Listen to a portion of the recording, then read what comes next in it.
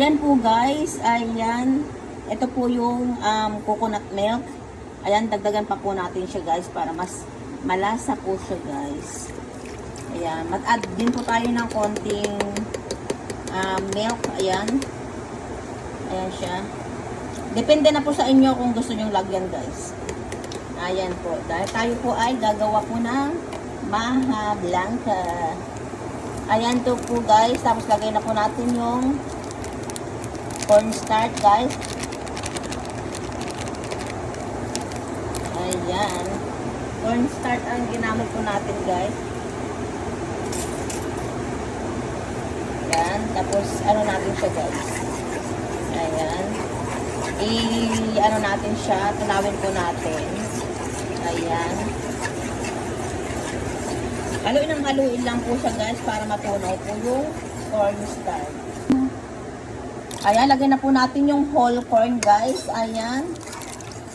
Mas maganda din ilagay guys yung ano siya, yung crush talaga na ano siya guys. Ang tawag nila doon yung pinong-pinong whole corn, mas maganda din yun guys. Kaya lang ang meron sa atin guys is ano whole corn talaga guys. Kaya okay na yan. Ayan po guys. Tapos yan, ganyan na lang po yan guys. Tapos lagyan po natin yan mamaya ng cheese. Ayan. Ayan na po guys, sinalang na po natin. Ayan.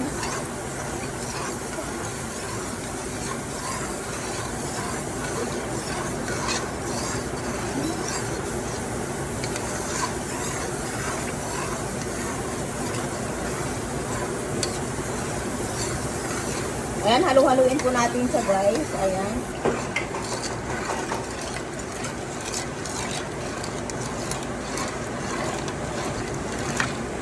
Ayan po siya. Ayan po guys. Halu-haluin po lang natin ang halu-haluin po yan guys. Pag okay na po yan guys, ayan. Ang mararamdamin yung ano, okay na po yung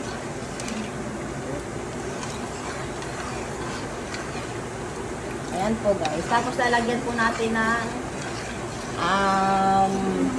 depende na po sa inyo, lalagyan nyo siya ng condensed milk. Ayan guys, nalagyan ko na po ng condensed milk, hindi lang po natin siya napakita, nakalimutan natin guys.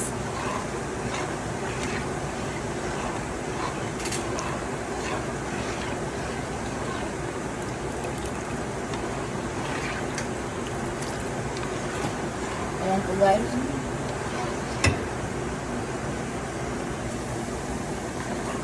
Ayan po guys, naglagay tayo ng butter, ayan, para mabalance po yung tamis at saka yung alat guys.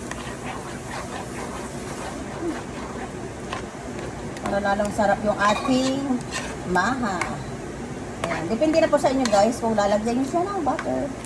Pero tayo, lalagyan natin guys.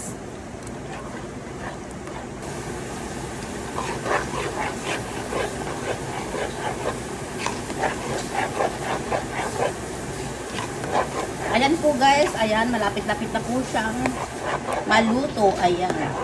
Pag ganyan na po yung itsura niya po guys, ayan, pwede na po yan guys, ayan. Lilipat na po natin yan sa tray, ayan, tikman natin siya guys.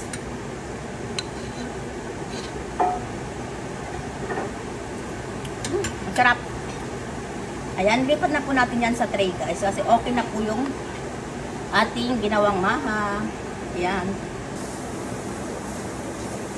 Ayan na po guys ang ating nagawa. Ayan. Ayan, palamigin muna natin siya guys. Ayan na po siya. Isang tray. Ayan na po guys. Hindi na natin yan nilagyan po ng cheese sa ibabaw kasi ang dami na po natin nilagay na cheese. Ayan. Depende na po sa inyo kung maglalagay kayo ng cheese pa rin dyan sa ibabaw. Ayan po guys. Thank you guys for watching. Bye!